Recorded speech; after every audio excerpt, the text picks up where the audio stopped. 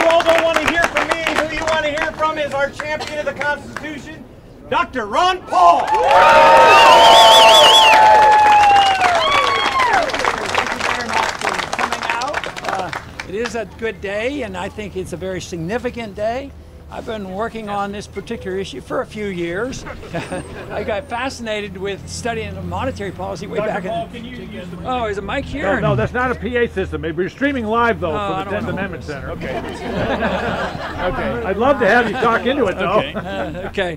No, I've been working on this issue for a long time. It inspired me to get involved in economics and then speak out, and that led to me attending a few years in Washington, D.C. But the monetary issue is key because it is related to liberty. If you're for less government, you want sound money. The people who want big government, they don't want sound money. They want to deceive you, and they want to commit fraud. They want to print the money. They want a monopoly. They want to get you conditioned, as our schools have conditioned us, to the point where deficits don't matter, and guess what? Government keeps growing. So it's been systematic. The arguments have been going on literally for centuries, if not thousands of years. People who knew what real money was. Real money is what the people want. It's natural, and people had an attraction to gold and silver. So gold and silver as legal tenders in the Constitution, and we're getting help from a bill like this in Arizona. But really, gold and silver is money because that's what the people decided and have continued to decide over these many, many years. And yet there's always abuse. The governments that want more power, even in ancient times, there was inflation. It wasn't like on a computer like they do now. They steal from us faster than ever. But in the old days, what they did, they would clip the coins or dilute the metal and deceive the people, but the people always discovered there was a fraud going on. And that is what happened. And there was an argument at the beginning of our history between Jefferson and Jefferson Hamilton. And guess what? Jefferson did pretty well, and he actually got rid of the first national bank. But unfortunately, that battle's been going on, and Hamilton has lasted for a long time. There was a second national bank, and that is the one that Jackson got rid of. But then the one that we're suffering from, and where it's coming to a climactic end, and that's why politics and the economy is in such turmoil right now, and this is a worldwide event, is that the Federal Reserve came into existence in 1913. It was a very, very bad year.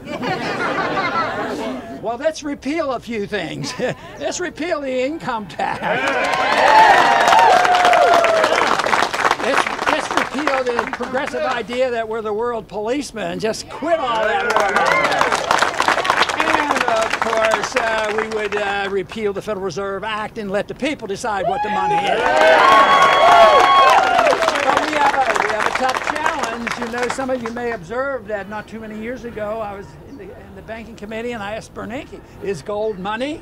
And he said, "No, it's not money." He had to think about it for a while. But he's not going to decide, and I told him, I said, "I'm not deciding, and you can't decide. How can you repeal 6,000 years of history just like that?" He can't, he won't. And fiat is a declaration that there's value placed on it by government. But why this is failing is who trusts government anymore? There's a healthy distrust of government by just about everybody. But they haven't quite figured out why and what should be done. But you know, the ideas of liberty have been around for a long time. I can trace it all the way back to the Hammurabi Code and to the Ten Commandments and the Declaration of Independence.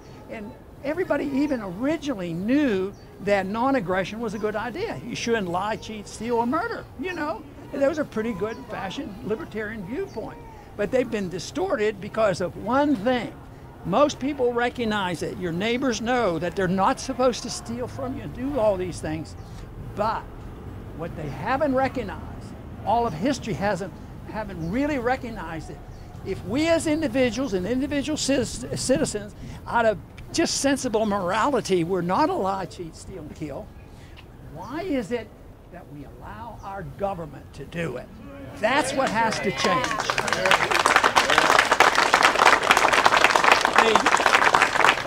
The principle of non-aggression, you can't initiate force and violence to have your way, is a principle that has to be applied to government. You say, well, they've sort of known about it and all, and we've had our liberties and we've had great progress. If you look at the part of the liberty that we have made use of, and that is in the last 300 years, because it was the time that was leading up to our revolution and the understanding of liberty and the things that our founders understood. This has been very beneficial, and liberty ushered in the age of, the industrial age, the industrial revolution. And just think of what's happened in 300 years. The Earth is 4.5 billion years old, and think of most everything you see and think of happened in the last 300 years, and most of that was in the last 100 years. So what we're experiencing here now is the end of a messy situation, but we have to recognize we've really never tested. We've just had a bare taste of what liberty was like. And liberty provided great abundance for the people, and the standard of living has skyrocketed. It's been fantastic. But you know what the most unfortunate part about all that development was? Yes, it helped a lot of people. Standard of living has gone up, but guess what? It was used to create war. In the 20th century, in spite of all this advancement of technology and all this fantastic advancement, was never used really to have better personal relationships between people. So there was a lot, but so much of it also went into killing each other. So I would think if civilization ever wants to take another step, which I believe they can, because who in 1776 said, we're on to something here. This liberty stuff is good. In 100 years or so, you can't believe what's going to happen. And they couldn't predict, what happened in the 20th century of all the advancement. And right now, nobody can conceive of what could happen if, which is a big if, is for people to recognize that we as individuals have no right to intrude on the personal liberties or personal stuff of other people, and that you mind your own business, you don't hurt people. If you don't do well, you can't go to the government to steal something from somebody else to take care of you. It's up to you to take care of yourself. I love you, Dr. Cole. And that would solve an awful lot of problems, we would have prosperity if we do the next step. Maybe we'll have more peace too. But the prosperity obviously is something people want, but they are tempted so easily to listen to the demagogues who are in government so often and come and lie to the people and are fraudulent. They commit the crimes. Just think of what they do. Our first Coinage Act in 1792 hated the idea of counterfeiting. And right after the clause in Article 1, Section 10, that said you can't print money and legal tender has to be gold and silver. Right after that, they have the clause in there that says you can't counterfeit money. You can't counterfeit any government certificates. But they're the government, the Federal Reserve, they're the biggest counterfeiters in the history of the world. So the rules need applied to all government agents and to the Federal Reserve, and this whole idea that deficits are okay. So in many ways what we're trying to do, and we're seeing the end. We saw in our lifetime, at least some of us, we saw, and it was so delightful for me to witness and see the disintegration and the evaporation of the Soviet Empire. And that was done without a nuclear war. And I had been drafted in the 1960s during the Cuban crisis, was put in the military. Not that I thought that was a great idea, but anyway, it was a serious problem. And yet, there was no nuclear exchange. And finally, what won? How did we win, and how did we get them to be destroyed? Did we go over and rig their elections? And no, I don't think we did that. but all of a sudden, it failed. Now, there were a few economists, including von Mises, who says it can't work. Socialism fails all the time, and it will collapse, and it did. And we're in that situation now. So much of what you see has been built on fraud and lies and debt. We still have the most stuff in the world. We own 24% of the wealth, but we probably own 80% of the debt. So it's very fragile. And some countries are poorer than us, but you take a country like China, they have a lot of money in the bank, and that puts them in a better position. But this is very, very shaky. It's very fragile, and I think the system of what we've been living with for this 100 years, since especially 1913, will come to an end. I think our foreign policy will change. I think the monetary policy has to change because it's not viable. The big question is what are we going to substitute? It could collapse, and then those in charge and those who want to and believe that you're incapable of taking care of yourselves, they will come down very hard and say, law and order, we got to restore this, and we got to tell people how to live. And they don't understand at all, the people that are in charge, that if you have a right to read what you want, which you should have, and sometimes they intrude on that, if you have a right to practice your religion or no religion as you want, and you don't hurt people, that is recognized.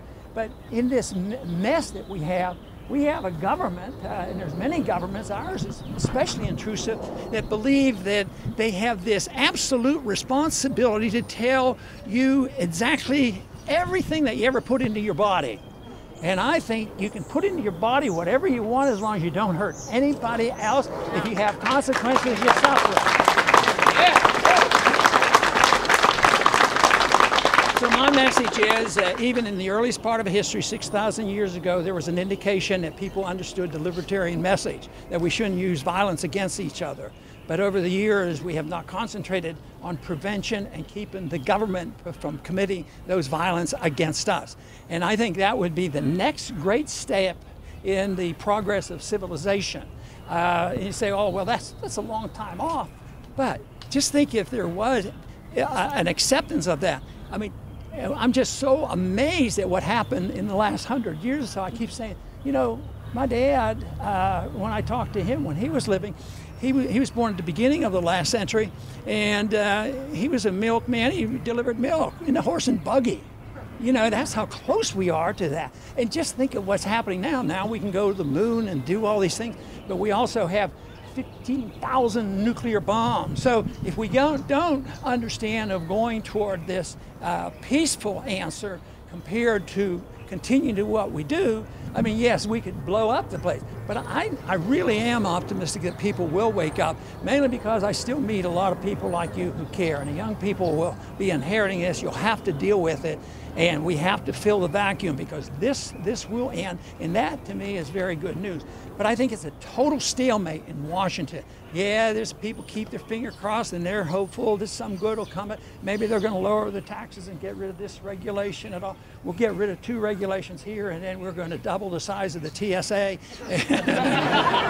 And that's when I get rather despondent. But from where I go, the spirit of liberty is alive and well. And there's a lot of young people that are understanding this. I'm always impressed when, I started to be more impressed during the presidential races, when teenagers would come in and they'd talk to me about the Federal Reserve, and all of a sudden I said, hey, you know more about this than most of the colleagues I have in Washington. But most people wake up to these ideas because it's a great idea. It's looking at what history has done, and it's an idea that people so often come to me and they say, you know, it's not that complicated, whether it's the monetary issue or running your own life. He says, that's just common sense. You know, it's common sense. There's a moral position on this. There's a natural rights argument. There's a God-given rights argument for this. And what, to me, is so wonderful about the libertarian message, it brings people together. And you say, oh, no, you libertarians are all monolithic. No, a good libertarian can be as liberal as they want to be. Just think about it. If you're a libertarian, you should permit voluntary socialism. People want to go out and be socialists, but they have to live with their own socialist group. But a socialist, an authoritarian, and that would include our government, we can't go by and say, okay, this group looks like a pretty good group. Let's start our own libertarian society. We'll take care of ourselves and we'll mind our own business. No way. I mean, they want the monopoly. And that's why young people have to understand this. All governments change ideologically. So this is why I've never had confidence, even though I spent a year or two in politics. The politician, the politician can't save you. It's only going to be people like you. In a way, what we did, we had an example of this today. We've had this example with the Fed now in the last 10 years or so. Although I've been talking about it for more, I figured that nobody would ever listen, but I would still talk. But now, audit the Fed is a reality. I mean, it's very likely to pass, and more people understand the monetary issue than ever before. So when the people change, and you can overcome those individuals who only want stuff stolen from one group and given to you. But the reason why it's going to get easier is all the politicians today say, oh, you can't do it. You can't vote to cut anything, which is probably right. You can't go up because people who are receiving it will go nuts. But what happens when production goes to zero? They're going to have to look for something, and they always have to. In monetary affairs, when paper money exhausts itself, the people go into the black market and they use things of real value, and a lot of time it's silver and gold again. So it is the ideas and principles of liberty that can make all the difference in the world. I think right now we're in the best point in spreading this message in my lifetime. I go to the YAL rallies on college campuses, and there's a good reception of young people. This idea that all young people are Bernie Sanders supporters, I don't believe that. But I also believe that even if they say, no, our numbers are bigger than your numbers, it doesn't matter. It's the value of your message, it's the value of your philosophy and your beliefs, and whether or not you can present it and convince other people to go along. And the opportunity is presenting itself. The more chaotic things get, the more opportunities you're going to have. And I think this little episode here today is an example of what the people can do. And I'm very optimistic that this bill will probably get passed and signed by the government. Another little step, but great significance that the people in Washington have messed it up badly, and they have undermined the Constitution, and they should not be permitted to create fraud. And that is what they do when they say, we have the monopoly, we have the Fiat Declaration, and we're going to tell you what legal tender is. And for a large part of my life, Americans weren't even allowed to own gold. That was reversed in 1975.